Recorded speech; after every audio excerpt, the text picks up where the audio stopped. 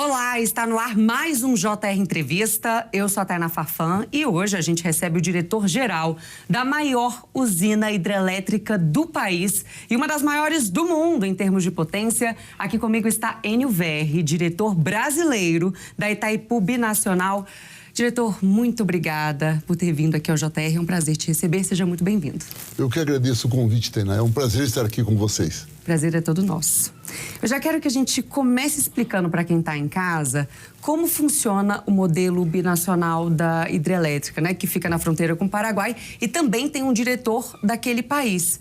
Há alguma divergência sobre as leis de cada país ou existem regras próprias? Existem regras próprias. É uma coisa inédita, né? A Itaipu, ela não é nem brasileira e nem paraguaia. Ela é uma empresa binacional. Se fosse utilizar um exemplo, eu diria que ela é um principado. É Mônaco, o Vaticano. Ou seja, ela não se submete nem a leis brasileiras, nem a leis paraguaias. Então, a Itaipu, ela tem leis próprias, regras próprias, baseada no Tratado de Itaipu, que foi feito em 74. Completando agora 50 anos. Dentro dessas regras, está ali como ela faz compras, como ela contrata, como ela produz, como ela cobra a tarifa. E a gestão dela é exatamente e absolutamente compartilhada. Ou seja, o Brasil tem um diretor-geral, que sou eu, tem um diretor financeiro, tem um diretor administrativo, jurídico, um diretor técnico e um diretor de coordenação. Somos em 6 diretores. O Paraguai tem exatamente o mesmo cargo e o mesmo número de diretores. Portanto, as decisões, visto que Itaipu é metade do Brasil exatamente e metade do Paraguai, sempre são por consenso. É uma dificuldade, aí está a sua pergunta. Porque nem sempre o que é melhor para o Brasil é melhor para o Paraguai. São países de formas distintas de desenvolvimento, distribuição de renda, de tamanho, então, nem se fala. Com interesses diferentes. Claro, o Paraguai tem menos de 7 milhões de habitantes. O Brasil tem 204 milhões de habitantes. Então, é preciso muita tranquilidade, muito diálogo. Mas tem sido muito bem sucedido, porque, afinal de contas, são 50 anos que estamos juntos construindo essa relação e ela até é muito bem sucedida. A ponto de hoje, a Itaipu não tem mais nenhuma dívida. Ela é uma empresa 100% paga, e o que ela obtém de excedente é investido tanto no Brasil como no Paraguai de forma igual. Excelente. O senhor mesmo comentou, né, que a hidrelétrica está completando 50 anos. E desde o início das operações foram produzidos mais de 3 milhões de gigawatts-hora, não é isso? E aí eu queria que a gente desse uma noção desse total produzido. Isso seria suficiente para abastecer todo o país por quanto tempo? Dá para a gente dar essa ideia para quem está assistindo a gente? Mas me permita, são 3 bilhões. Bilhões? Bilhões Uau. de quilowatts-hora acumulados de 84 até agora, porque a primeira usina começou a rodar em 84, 10 anos depois do tratado. Para você ter uma ideia, dá para iluminar o planeta inteiro por 43 dias. Nossa. Daria para iluminar o Brasil por anos. O Paraguai, então, imagine. Então, o que nós temos é uma capacidade histórica de produção que nos torna a maior usina do mundo em produção. Nós não somos mais a maior usina porque a China, inclusive ela não faz segredo disso, copiando Itaipu, em Três Gargantas, fez uma usina maior. Então hoje Itaipu é a segunda maior usina do mundo, perdendo para a usina de Três Gargantas na China. Mas você vai à China, você vai visitar a Três Gargantas, é como se fosse uma Itaipu ampliada. Até os equipamentos são da mesma marca. Os técnicos chineses visitaram Itaipu, copiaram o modelo e lá fizeram, mostrando o quão ela é boa, a ponto dos chineses, que têm avançado muito na inovação tecnológica, mantêm o mesmo modelo que o nosso. É interessante para a gente dar a noção para quem está assistindo a gente da grandiosidade disso tudo, né? Do que a gente está falando da Itaipu, que a gente, claro, né? O senhor trouxe que os chineses têm uma maior agora, mas ainda assim a representatividade da Itaipu a nível mundial é enorme, né? E ela tem uma outra característica um pouco diferente das outras usinas. Quem está nos assistindo agora, de repente conhece a usina de Jirau ou conhece outras usinas no Brasil. As usinas hidroelétricas no Brasil e do resto do mundo, em grande parte, elas usufruem do rio, passa pela usina e continua. A usina de Itaipu tem um reservatório. Então, é por isso que nós temos o Lago de Itaipu. O Lago de Itaipu é gigantesco. E esse lago também dá uma tarefa nova para Itaipu, que é cuidar do meio ambiente. Por isso que a marca Itaipu é uma marca que lembra produção de energia elétrica, de qualidade, barata, mas também é muito lembrada no que se refere à defesa do meio ambiente.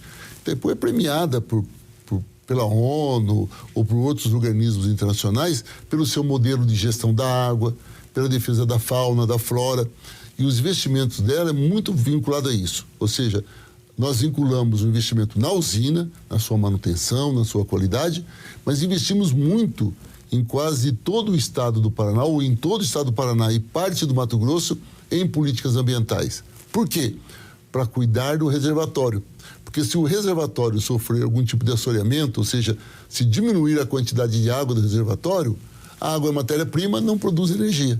Então, uma outra marca respeitadíssima no mundo são as políticas ambientais que nós desenvolvemos, principalmente dentro dos 17 pontos do ODS.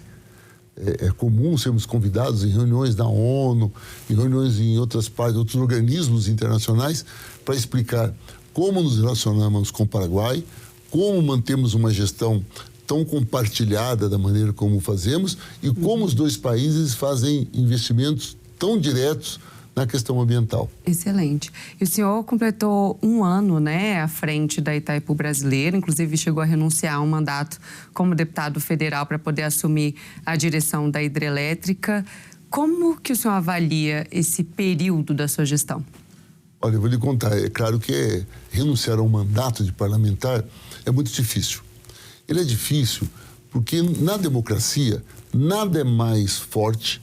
Não existe poder maior do que o voto do povo. Então, ser um deputado federal é você ter um poder muito grande que o povo lhe deu. Renunciar ao poder que a população lhe dá é uma atitude que você tem que pensar bem. Mas foi um convite do presidente Lula, não havia como, de maneira nenhuma, não aceitaram. É uma honra ser convidado pelo presidente. E confesso que hoje, um pouco mais de um ano depois, eu estou convencido que tomei a atitude correta. A Itaipu, pela tarifa que ela tem hoje, é uma das tarifas mais baratas do Brasil na produção de energia, mas ainda ela tem uma capacidade de investimento muito grande. E essa capacidade de investimento nos permite investir em agricultura familiar, em valorização de resíduos sólidos nos centros urbanos, em estradas rurais, em investimentos para conter erosão. Então, são nas comunidades indígenas. Então, a Itaipu, ela casa tanto com a produção de energia, como também nos permite altos investimentos de políticas públicas defendidas pelo presidente Lula no seu território. O território de Itaipu, ele é composto por 399 municípios que compõem o estado do Paraná e mais 35 municípios que compõem o Mato Grosso do Sul. Então, são 434 municípios que a gente considera como território e fazemos ali investimentos ambientais. Uma empresa, ela apresenta o resultado muito mais rápido. Você imagine, fazemos o projeto, tecnicamente ele é aprovado, o conselho de administração da empresa aprova e você pode executar. Enquanto parlamentar, até ele aprovar um projeto, você já acompanhou, você sabe, esse projeto será aprovado e o executivo fazer essa lei funcionar, quantos anos leva?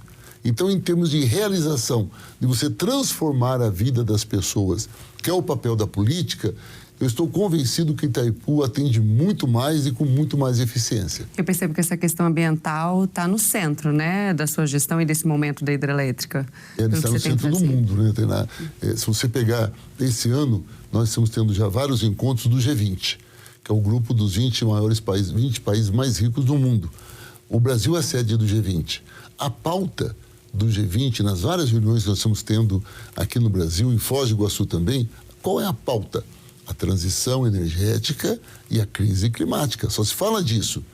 A COP30, que será realizada o ano que vem também no Brasil, o ano passado foi em Dubai, esse ano é no Azerbaijão, o ano que vem será no Brasil, em Belém do Pará.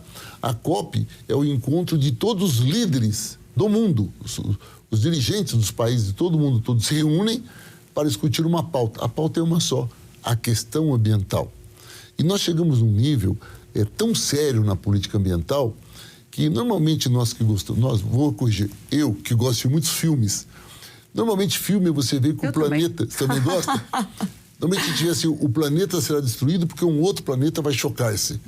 Isso não é verdade. A Terra está sendo destruída. O que aconteceu no Rio Grande do Sul, o que aconteceu no Rio e São Paulo, o que acontece em outros países, o derretimento das nossas calotas polares que estão... Nós somos nós. Então, nós já estamos destruindo. Se não houver uma política ambiental muito forte do planeta, não adianta um país só, do planeta, nós vamos destruir o planeta. E qual a matéria-prima de Itaipu? Água.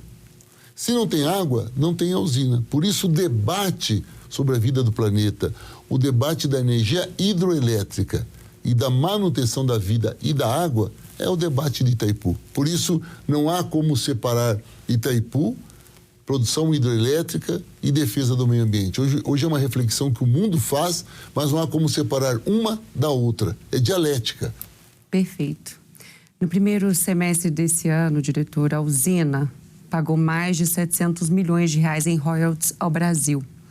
Eu queria que o senhor explicasse que recurso é esse, se ele vai para a União, para onde que vai isso? Então, são dois tipos de recursos, tá? O primeiro é esse que você disse agora, os royalties. Quem recebe royalties? Aqueles municípios e regiões que foram atingidas pelas águas quando o reservatório foi construído. Há cidades no oeste do Paraná que metade da cidade, ou de toda a região geográfica da cidade, foi ocupado pelas águas.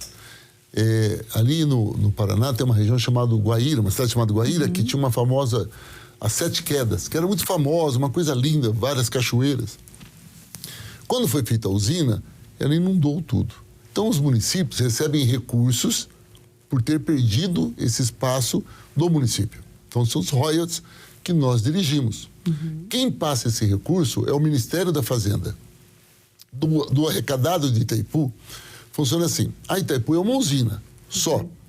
Quem arrecada o dinheiro de Itaipu, antigamente era a Eletrobras, que foi privatizada. Hoje tem uma outra holding chamada Embepar. A Embepar é uma holding pública, dirigida pelo governo federal. Ela que administra os recursos de cobrar tarifa, de repassar para Itaipu os recursos, e ela repassa uma parte ao Ministério da Fazenda, que distribui esses royalties. Então, os municípios recebem esses recursos, tanto do Brasil como do Paraguai, por efeito da água ter ocupado o espaço das cidades. Isso, não importa o tratado, não importa quando vencer, sempre será garantido aos municípios. Isso é uma coisa. A outra coisa são os investimentos ambientais, que era a nossa pauta há pouco. Aí é o excedente que Itaipu tem, ela recebe um pouco mais do que custa a energia elétrica, e esse recurso nós podemos investir, desde que seja no território e desde que seja em política ambiental. Para você ter uma ideia, o ano passado, esses 434 municípios receberam, em média, 2 milhões de reais cada um para políticas ambientais. Todos, não importa o tamanho. Claro, não foi assim, o dinheiro vai na conta. Os municípios participam do edital, mandam seus projetos, o corpo técnico de Itaipu olha como é que é esse projeto. Sendo aprovado, o recurso vai para a Caixa Econômica e a Caixa Econômica fiscaliza a execução do projeto, como se fosse uma emenda parlamentar, que você também conhece bem. É essa maneira que nós reproduzimos em Itaipu. Portanto, os municípios recebem os royalties, não são os 474, são só aqueles atingidos pelas águas, mas todos os 434 municípios que compõem o território recebem investimentos para evitar o assoreamento do reservatório. Perfeito, perfeito. Muito bem explicado. Eu quero até que a gente entre um pouquinho mais nesse assunto, nessa pauta ambiental, mas antes vou dar um recado para quem está assistindo a gente. Olha só, você pode assistir ao JR Entrevista na Record News, às quartas-feiras, às 11 da noite, no Portal R7, no Play Plus, no Jornal da Record, no JR 24 horas e também nas nossas redes sociais.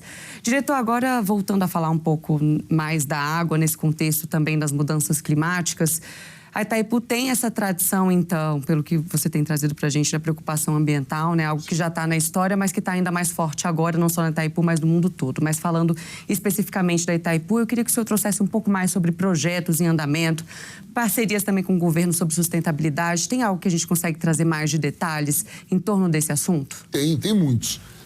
Falando de meio ambiente e sustentabilidade, tá ok? Vamos pegar comunidades indígenas. As comunidades indígenas, que estiveram desde o começo aqui no Brasil, elas têm sofrido muito. A Itaipu, quando foi construída o reservatório, a palavra não é tão elegante, mas ela expulsou comunidades indígenas de lá. E essas comunidades até hoje têm problemas.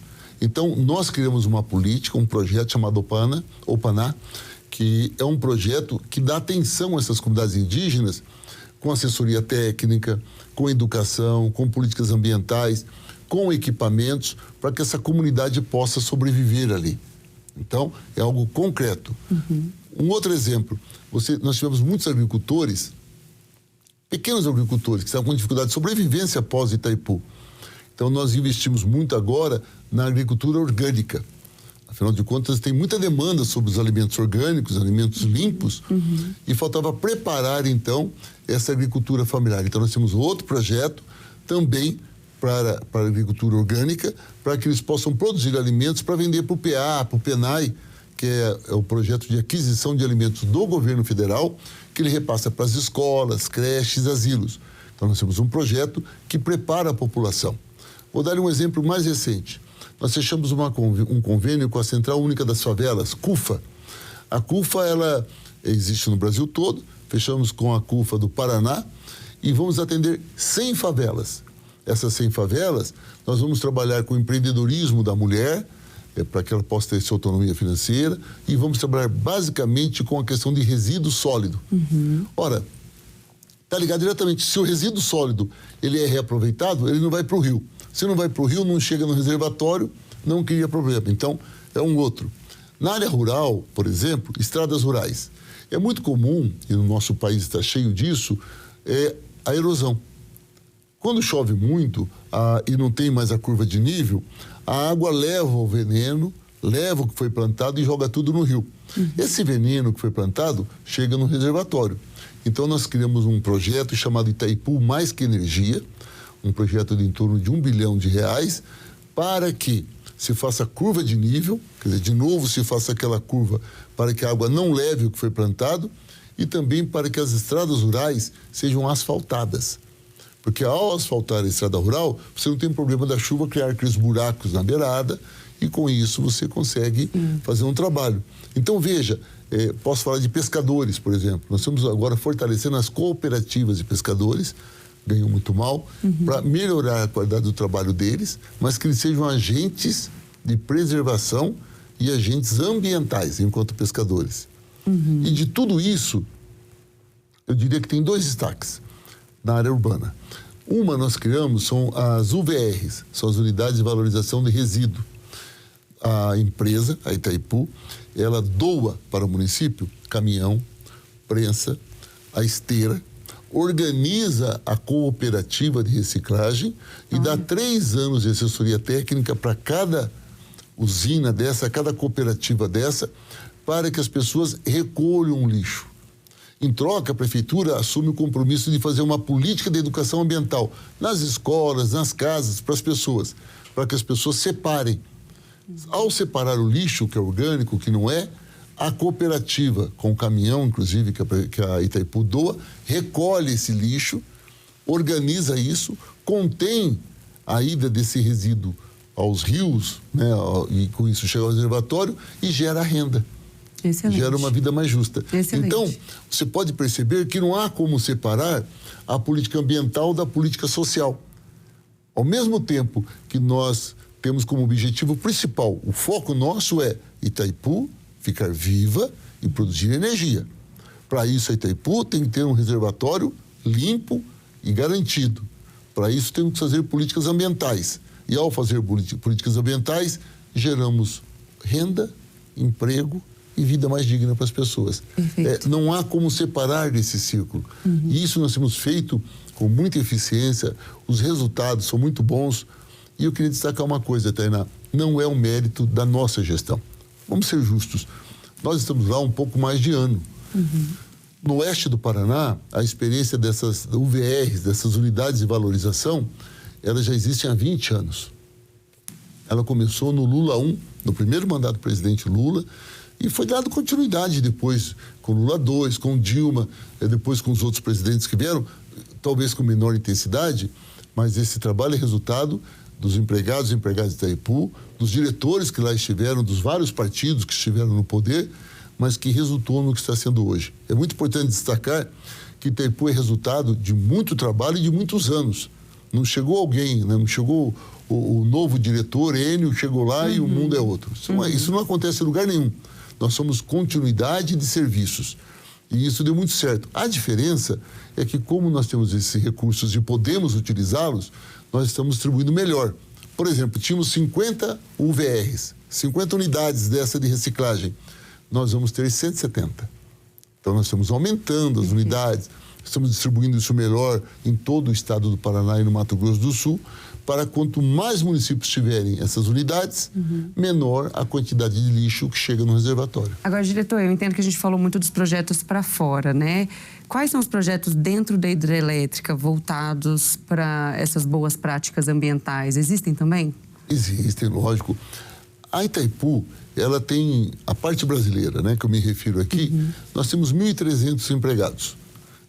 É o termo que se dá lá, eu sempre chamo de funcionários. Existem gestões diferentes também, né? Sim, mas são 1.300 empregados que tem lá. Esses 1.300 empregados que lá estão, eles têm toda uma formação sobre o papel da Itaipu na questão ambiental.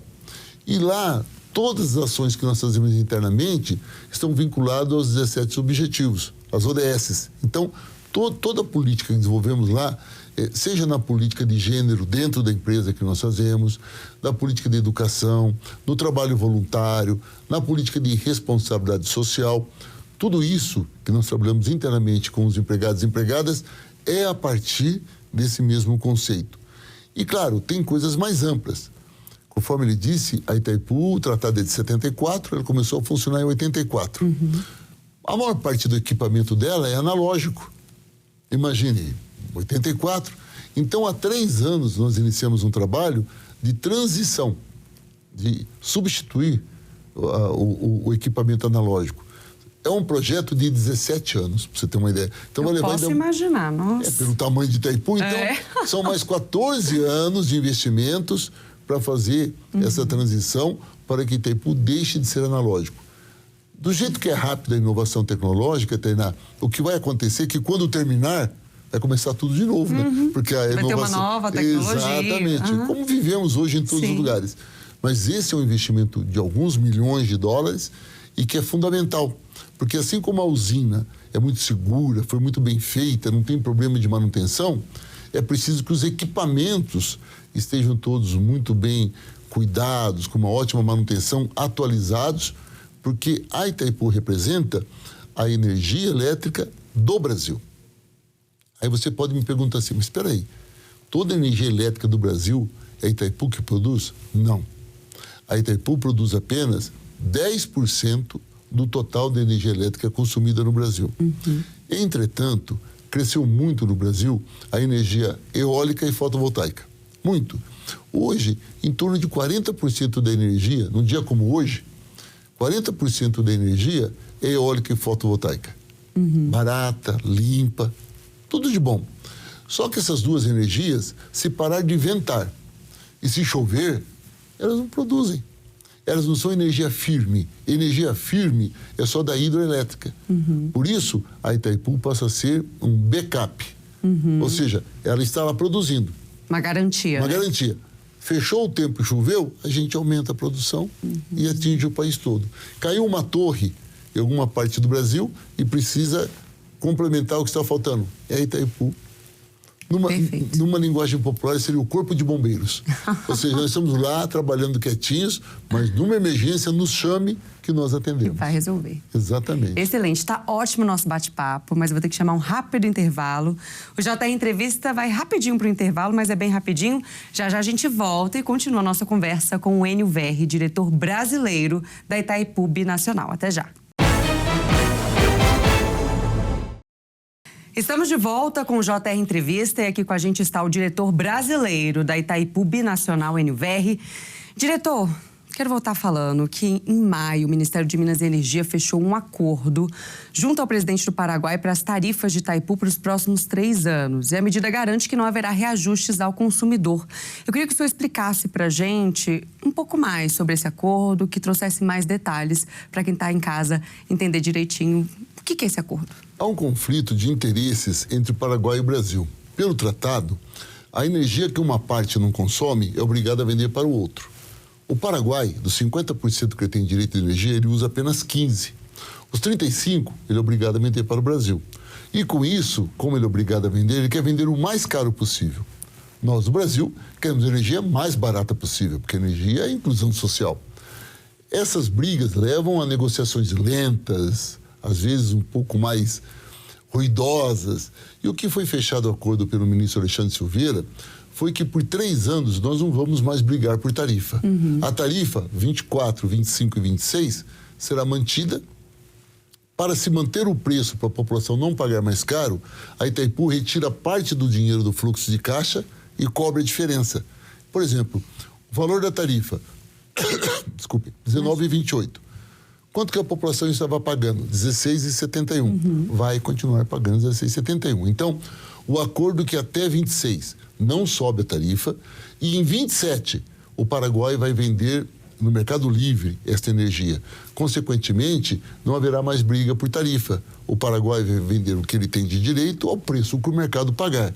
Isso vai permitir uma redução muito grande na tarifa, porque o Brasil vai vender para o Brasil e no custo. Nós esperamos uma redução de até 40% no valor da tarifa de energia produzido por Itaipu. Esses 40% é que seria hoje 19 dólares, iria cair para 12, 11 dólares. Então, foi um acordo muito positivo, que embora mantenha a tarifa por 3 anos, mas garante uma queda bastante alta a partir do ano de 2027. Excelente. Só para a gente aprofundar um pouquinho mais, uma das contrapartidas é a liberação, então, da venda de energia excedente do lado paraguaio no mercado brasileiro, é isso? É isso, porque antes o Paraguai era obrigado a vender para o governo paraguaio. Brasileiro, desculpe. O paraguaio, que ele não consumia, tinha que vender para o Brasil, mas não para o mercado brasileiro. Agora não. Agora, com esse acordo, a partir de 27, o Paraguai é livre para vender para quem quiser essa energia. Claro que ele não tem muita opção. Ou ele vai vender para a Argentina ou vai vender para o Brasil. Só que ele não vai vender para Itaipu, não vai vender para o Estado brasileiro, vai vender para a iniciativa privada, para a indústria que consome essa energia. Isso quer dizer que ele vai correr mais riscos. Pode ter momentos que o preço vai estar bem alto, momentos que vai estar muito baixo. Mas isso é uma relação com o mercado. Esse acordo, ele foi muito positivo, porque o Paraguai já demandava isso há muito tempo. O Paraguai gostaria de ter essa autonomia de vender a energia que é dele para quem ele quisesse. Por isso, a parte muito positiva desse acordo que foi fechado. Maravilha, bem explicadinho. A gente já está chegando no final da nossa conversa, diretor, e eu queria que a gente encerrasse com o senhor trazendo para a gente o que é a Itaipu do futuro. Quem é a Itaipu daqui a alguns anos, médio a longo prazo? Queria que o senhor trouxesse esse retrato para a gente. A Itaipu não tem como ela aumentar a sua produção. Tem um espaço físico que está lá, naquele local, ela não tem como ampliar a produção da hidroelétrica. Mas nós podemos, até pelo tamanho do reservatório que eu falei tanto aqui, produzir energia solar colocando placas num fio d'água. Claro que não tudo, porque ficaria escuro e acabaria, né, com a flora, com a fauna, mas nós estamos já com um projeto de pegar um bom espaço, colocar ali as placas, e essas placas irão produzir energia solar, que também poderemos oferecer ao Brasil. Pelo tamanho do nosso reservatório, dá para produzir muita energia solar. Nós também temos um parque tecnológico de Itaipu. Esse parque tecnológico tem já 10 anos uma pesquisa do hidrogênio verde. Se fala muito nisso, que é uma energia barata, não poluente, e que o mundo todo está discutindo isso. Nós temos uma parceria com a Alemanha, bastante avançada, também com a entrega do hidrogênio verde. E, por fim, com a presença da ministra de Ciência e Tecnologia, a ministra Luciana, nós entregamos agora uma planta lá dentro de Itaipu, do Parque Tecnológico, com o petróleo sintético, que é o SAF, que é o petróleo para utilizar nos aviões, que também não é poluente. Então, é a Itaipu que trabalha mantendo a sua produção de energia de qualidade barata, mas também usando a ciência para produzir energia solar, hidrogênio verde e mesmo do petróleo sintético. Isso vai ampliar a nossa capacidade de produção de energia, vai fazer com que o preço para a população caia de forma muito rápida, sem poluir o ambiente, que é o grande debate de hoje. Muito bom, diretor. Muito obrigada pela sua participação aqui no JR. Foi um prazer enorme te receber. Eu que agradeço. Muito obrigado. O JR Entrevista vai ficando por aqui. Lembrando que você pode assistir ao programa na Record News, no Portal R7, no Play Plus, no Jornal da Record, no JR 24 Horas e também nas nossas redes sociais. Conversamos então com Enio Verri, diretor brasileiro da Itaipu Binacional. Novamente, muito obrigada pela sua presença e obrigada também a você pela sua companhia. Até uma próxima. Tchau, tchau.